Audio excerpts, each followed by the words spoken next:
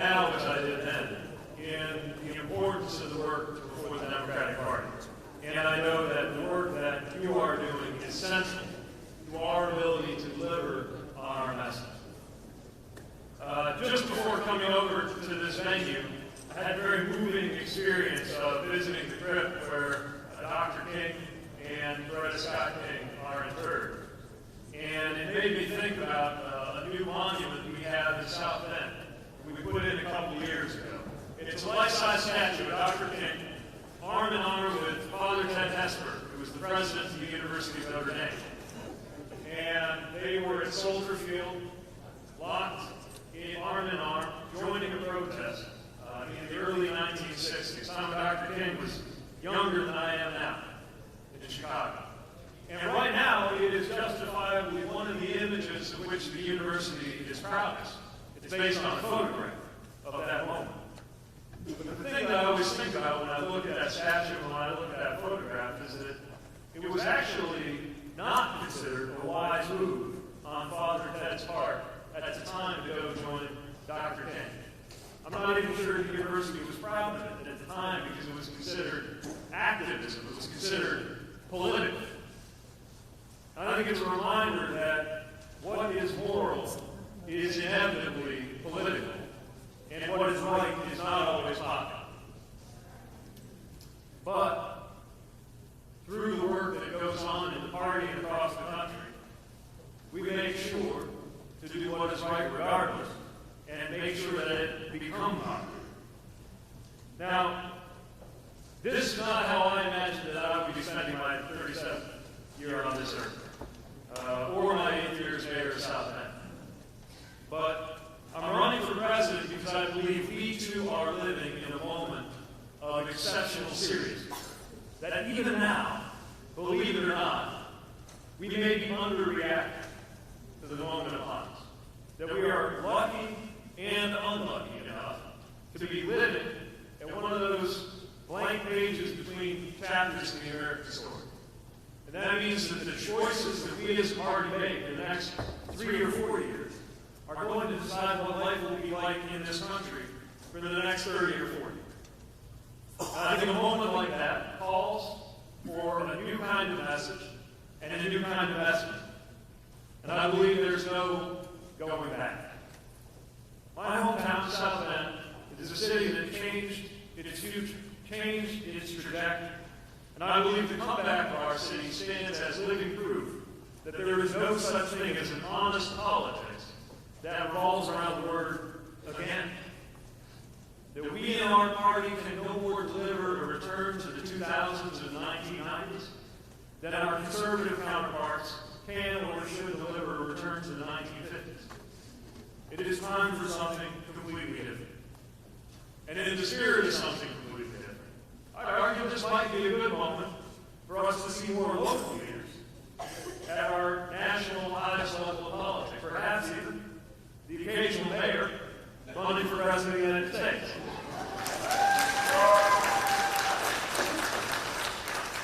Why not? Why not the mayor at a moment when people wish Washington would begin to look a little more like our best-run cities and towns before it starts going the other way around?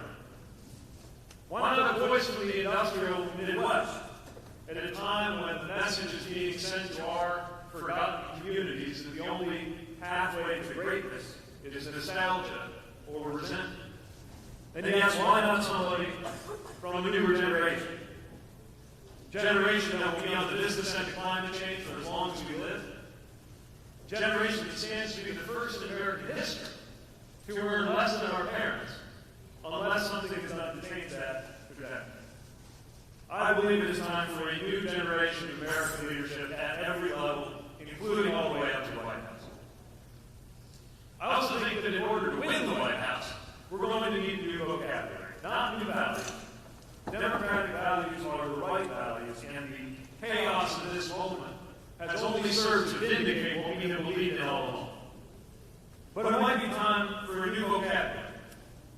An answer to that idea that Democrats can't put what we believe onto a bumper sticker by talking about our core values, like freedom, security, and democracy. Now, freedom, security, and democracy mean a lot to all Americans. But in particular, we need to face the fact that freedom, security, and democracy have been more available to some than to others. Not just as a matter of American history, but as a present-day reality. And the racial inequality in our economy and in our government is the prime example of what we need to get right before it's too late. It will not be enough to replace racist systems and racist policies with neutral policies. If we are not actively, proactively, yes, affirmatively reversing these harms, then my generation too will be held to account for our failure to correct the system. And so, whenever I hear from the right grumbling about identity politics, I think first of all about what is happening in this White House, which I would describe as peak white identity politics, designed to drive us all apart.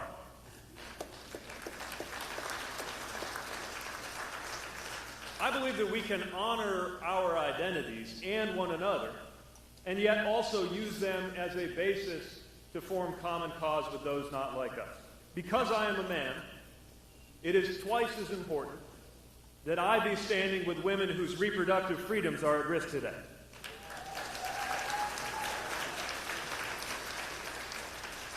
Because I was born here and have the paperwork to show it, it is twice as important that I stand up for dreamers who are just as American as I am, but don't have the documentation. And yes, because I am white, it is twice as important that I stand up to inequality that is visited upon the heads of black Americans in our country today.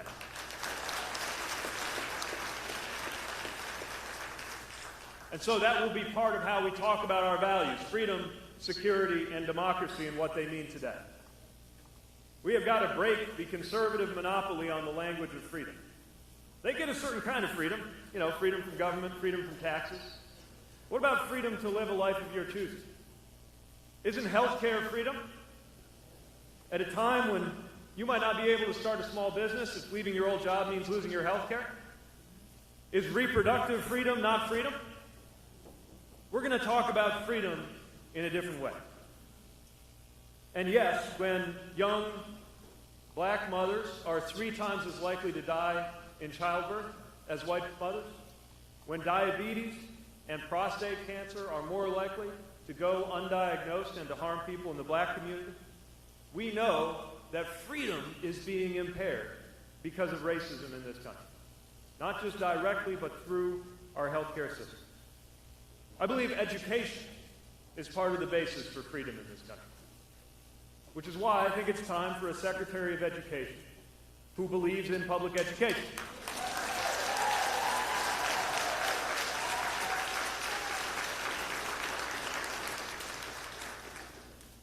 I also believe we have to attend to the fact that everyone is worse off when a racial achievement gap persists in our society and in our communities. And that's why when we talk about teacher pay, I want us to start by directing federal support for teachers to the schools that have been most underinvested in this country, most of which are minority majority.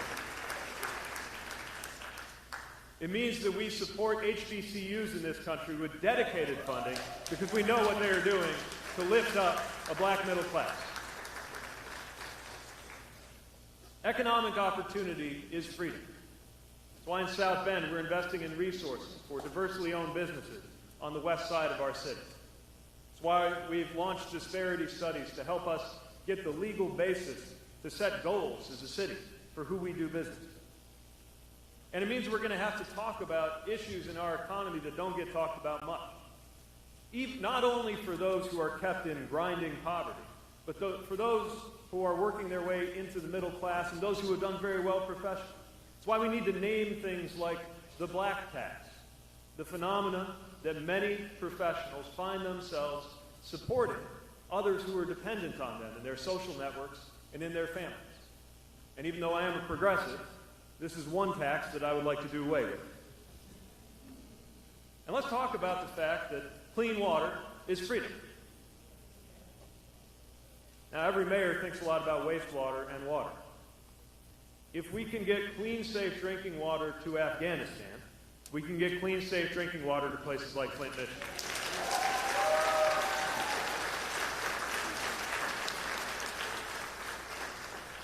So let's not let them say that freedom is property of the Republican Party. And the same with security.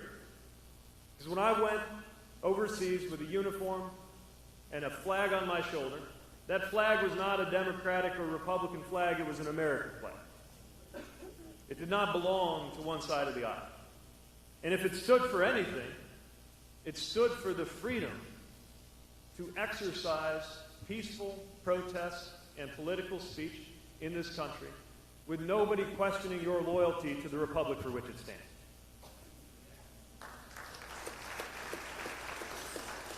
That means talking about security in its richest sense. Security that cannot be delivered by putting up a wall from sea to shining sea. What about cybersecurity? A wall's not going to help with that. What about election security? When your vote, not your gun, is the thing that sees to it that your government works for you and not the other way around. Election security matters, cybersecurity matters, climate security matters, because climate disruption is a security issue in the 21st century.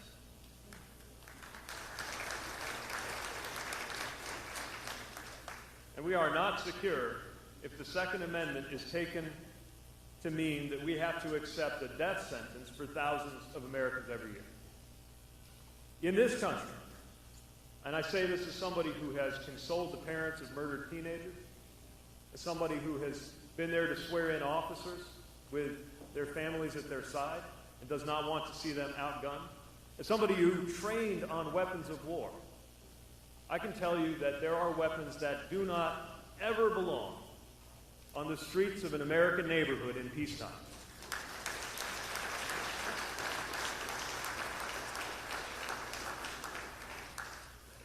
And yes, when we think about security, we have to think about the fact that the criminal justice system in this country makes us less and not more safe.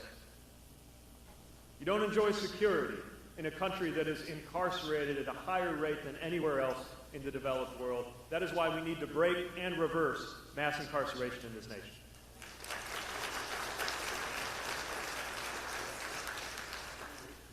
It's why we should end incarceration as a punishment for drug possession. It's why we should end private prisons in this country.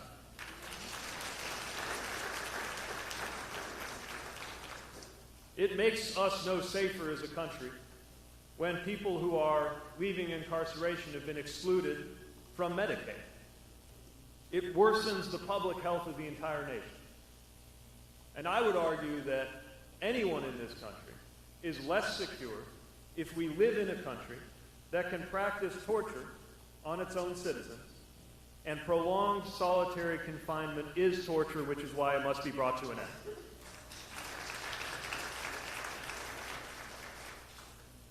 So we're not going to let them say that freedom belongs to a political party or that security belongs to a political party. And we're certainly not going to allow them to go on saying that God belongs to a political party. Not when the teachings of faith instruct us to comfort the prisoner, to welcome the stranger, to take care of the poor, to lift up the downtrodden, to find the marginalized in our communities and in our society, and to stand up for them even if it is not safe, even if it is not popular.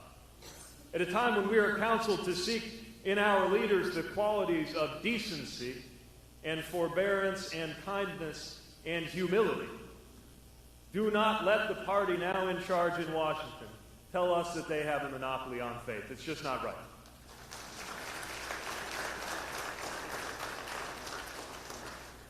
So it's a good thing that we have a plan to win. There's just a small matter of making sure that the game is fair and square. And that's why we need to attend to our democracy above all. On a day when we commemorate the people who gave their lives in Normandy in order to secure our democracy abroad. By the way, many of whom were black and came home to a country where they could not exercise their democratic rights right here. Let us take account of the sad fact that you cannot take it for granted that our country becomes more democratic with each generation. Sometimes we have been led to believe that is true, but it is not. We are a 3 steps forward, 2 steps back kind of country when it comes to democracy, going all the way back to Reconstruction. And we've seen it right now. I don't need to tell Georgia about this. Stacey Abrams ought to be the governor of Georgia.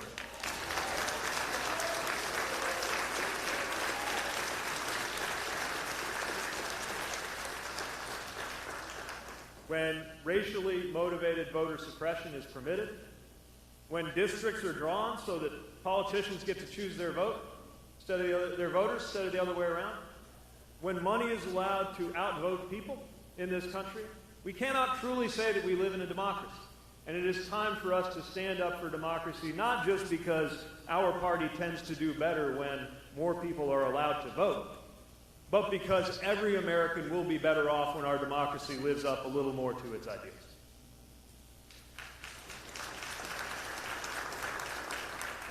It's why we need to expand automatic voter registration. It's why Election Day ought to be a holiday. It's why we ought to expand early voting and vote by mail. And yes, I would argue that it is appropriate in a country that thinks of itself as a democracy that the way we would choose the leader of this nation would be to count up all the votes and give it to the woman or man who got the most.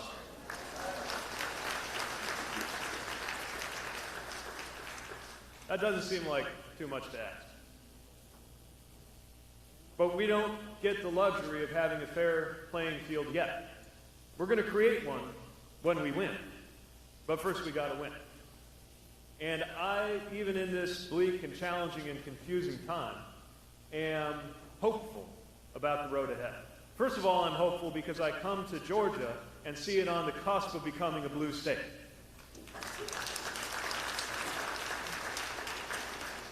I am hopeful because I saw in 2018 what was possible in the way that we took back the House, not by running away from our record, but by running on our record, because our record was one of delivering for Americans. And I'm hopeful because of my own story. As somebody who joined the military at the beginning of this decade, knowing that it was the policy of that same military to kick me out if I were honest about who I was, and now standing before you, married to my husband, a top-tier candidate for President of the United States.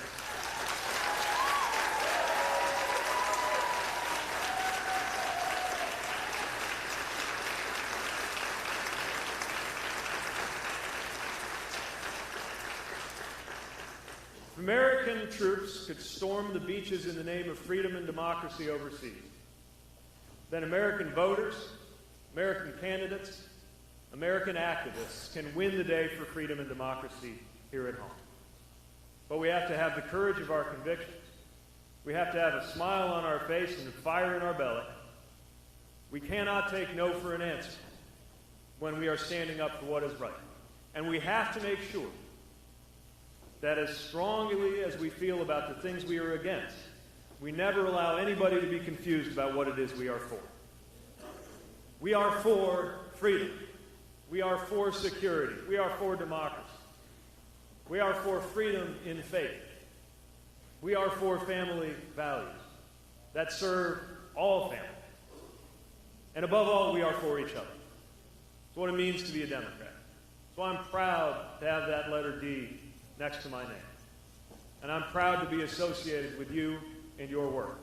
And I promise to be there for you, at your side, every step of the way, through 2020 and beyond. And I cannot wait to see what we can do in my lifetime to make this a more perfect year. Thank you, and I will see you on the trail.